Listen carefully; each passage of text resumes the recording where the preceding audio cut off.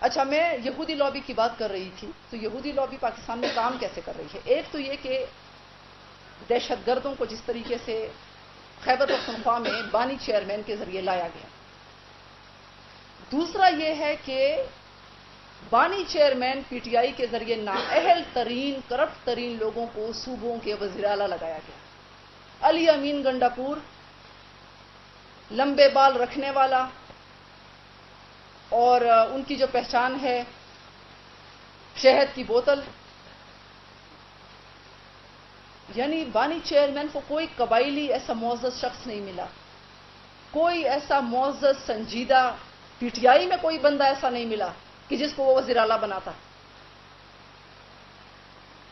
پھر وہاں پہ عثمان بزدار کو لگایا پنجاب میں، جو خود کہتا تھا کہ مجھے تو پتہ نہیں ہے کہ حکومت کیسے چلائی جاتی ہے۔ ہاں، کرپشن کے بڑے ریکارڈز توڑے گئے ذاتی فائدوں کے لیے۔ تو جو یہودی لابی کا کام ہے وہ یہ ہے کہ نااہل لوگوں کو مسلط کرتی ہے، پھر جب بدامنی ہو جاتی ہے، پھر جب عوام تنگ آ جاتے ہیں تو پھر اس میں علیحدگی پسند تحریکیں شروع کرتی ہے۔